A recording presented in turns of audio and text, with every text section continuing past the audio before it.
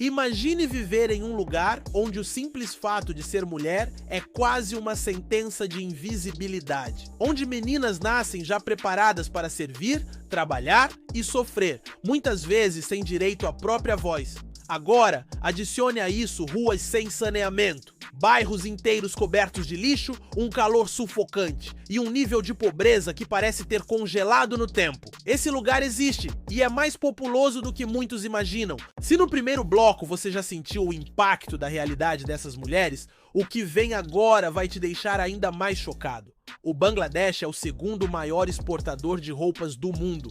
Grandes marcas internacionais, que você certamente já viu nas vitrines, mantêm contratos com fábricas locais, onde a mão de obra é barata e abundante. Mas o preço final da camiseta que chega no Brasil, na Europa ou nos Estados Unidos não reflete o custo humano por trás dela. Essas mulheres trabalham sob pressão, em ambientes onde faltam extintores de incêndio, onde as janelas são lacradas para impedir fugas e onde desabamentos mataram centenas de costureiras nos últimos anos. O caso mais emblemático foi o colapso do edifício Rana Plaza, em 2013, que deixou mais de 1.100 mortos, a maioria mulheres. Mesmo assim, pouco mudou. A produção continuou, e a pobreza também.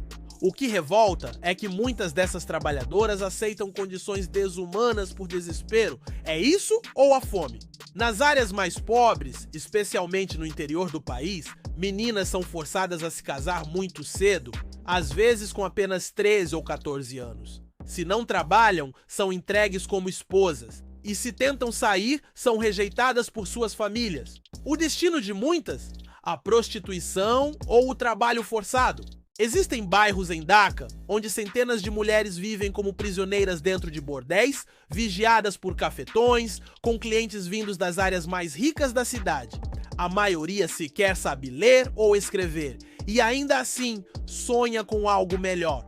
No meio de tanta dor, algumas histórias de resistência chamam a atenção, como a de Amina, que após perder uma irmã num incêndio em uma fábrica, decidiu criar uma pequena ONG para ensinar meninas a costurar de forma independente. Ela começou com 3 máquinas e 5 alunas. Hoje, são mais de 50 mulheres que conseguem pela primeira vez vender diretamente para o público, sem serem exploradas.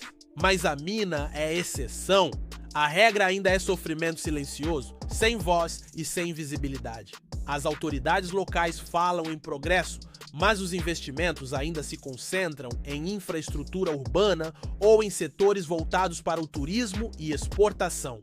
Enquanto isso, as periferias seguem esquecidas. E tudo isso acontece diante de um contraste assustador. Nas zonas nobres de Dhaka, restaurantes luxuosos servem pratos importados, carros de luxo desfilam por avenidas limpas. Mas basta atravessar um muro para entrar no caos. Lixo por todos os lados, esgoto a céu aberto, crianças cobertas de moscas e mulheres. Mulheres que perderam o brilho nos olhos, mas não a coragem de continuar vivendo.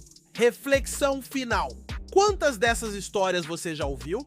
Quantas vezes fechamos os olhos para realidades como essa, simplesmente porque não fazem parte do nosso dia a dia? Talvez o que mais assuste seja a certeza de que tudo isso continua acontecendo agora mesmo, enquanto você assiste a este vídeo. Por isso, o primeiro passo para mudar qualquer coisa é saber da verdade, e o segundo é não se calar diante dela. Se essa realidade te tocou, comente aqui embaixo o que mais te impactou. Compartilhe este vídeo com alguém que precisa abrir os olhos para o que o mundo esconde. E se quiser mais conteúdos como esse, curta, se inscreva no canal e ative o sininho, porque aqui a gente conta o que ninguém tem coragem de contar. Milhares de peças de roupa que você encontra no shopping nasceram ali, mas o que poucas pessoas sabem é quem está por trás dessas roupas são mulheres. Mulheres que costuram por até 16 horas por dia, em ambientes abafados, inseguros e insalubres. A maioria delas começa ainda na adolescência, entre os 12 e 14 anos. Não tem carteira assinada, não tem garantias. Recebem, em média, o equivalente a $40 por mês. E esse dinheiro muitas vezes é usado para sustentar uma família inteira. São mães, esposas, filhas, tratadas como engrenagens de uma máquina que só se preocupa com produção. E quando o turno termina, elas voltam para casa. Mas casa pode significar uma estrutura de madeira e plástico, construída sobre esgoto aberto, sem água potável, sem eletricidade confiável e com um cheiro constante de podridão no ar. É a realidade de centenas de milhares de mulheres em bairros de Dhaka, a capital do país. Lá não existe lixo recolhido. Os detritos são acumulados nas calçadas, nos rios, nas entradas das casas. Moscas, ratos e doenças fazem parte do cotidiano. E se isso tudo já soa absurdo, saiba que muitas dessas mulheres ainda enfrentam violência doméstica e sexual, sem ter para onde ir. Porque em Bangladesh o divórcio é um tabu. A mulher que sai de casa é vista como amaldiçoada e o sistema não protege quem decide romper com a dor.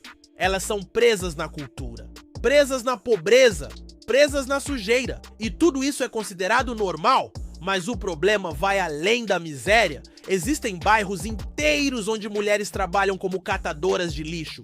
Passam o dia revirando montanhas de entulho em busca de restos de comida, pedaços de metal ou qualquer material reciclável. A média diária de ganho, menos de $1. Pior, algumas fazem isso com os filhos no colo ou com crianças pequenas ajudando, entre ratos e choros. Você pode estar se perguntando, como isso ainda é permitido? A resposta é dolorosa, porque o mundo prefere não ver. No próximo bloco, você vai entender como a indústria internacional se aproveita dessa realidade, o que o governo bangladês faz, ou deixa de fazer, e conhecer histórias reais de mulheres que desafiaram esse ciclo.